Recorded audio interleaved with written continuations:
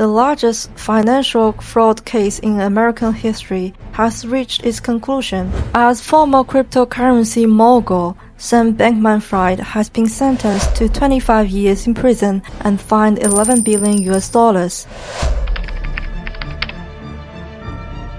On March 28, Judge Kaplan of the Harmon Federal Court in the United States finally sentenced former cryptocurrency magnate Sam Bankman-Fried, also known as SBF, on 7 charges, including conspiracy to commit fraud and conspiracy to commit money laundering related to his FTX exchange. SBF was sentenced to 25 years in prison and had over $11 billion in assets confiscated. The trial for this financial fraud case began in early October last year, with the final verdict announced on March 28, 2024.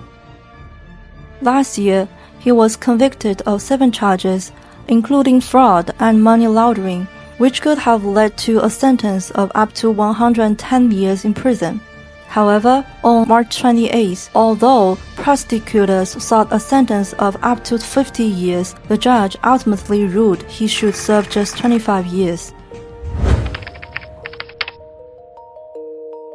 Before the verdict, SBF attempted to mitigate his sentence, with his lawyers proposing a term of only 6.5 years, painting him as a very kind and generous person.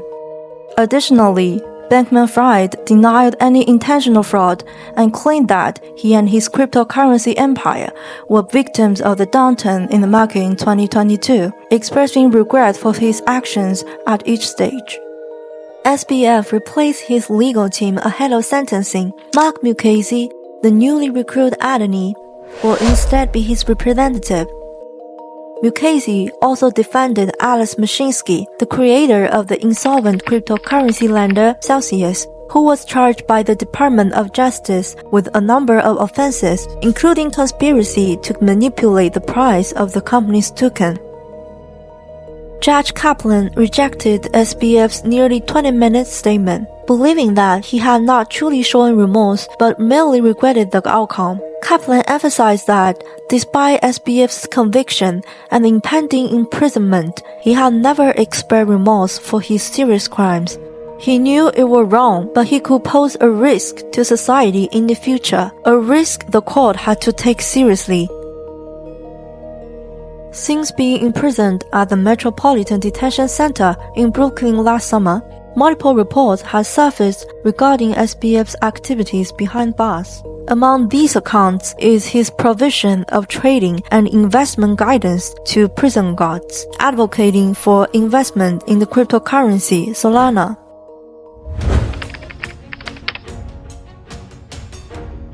During the trial, prosecutors accused SBF of misusing and transferring funds from FTX for personal and company illegal activities, such as high-risk investments, over 300 political donations, and purchasing expensive real estate.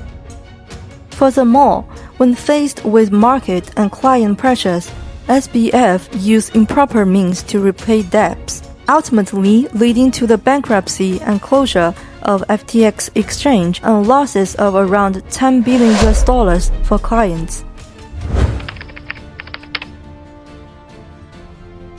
Specifically, in 2022, amid severe market volatility, borrowers began demanding repayment from FTX, prompting SBF to allegedly use client funds to repay lenders. As more clients withdrew funds, FTX faced a financial crisis, with its balance sheet revealing an $8 billion shortfall, leading to its bankruptcy filing in November 2022. Additionally, SBF resigned from his CEO position. After Judge Kaplan announced the verdict, SBF considered it overly harsh and expressed intent to challenge the judgment and appeal the conviction.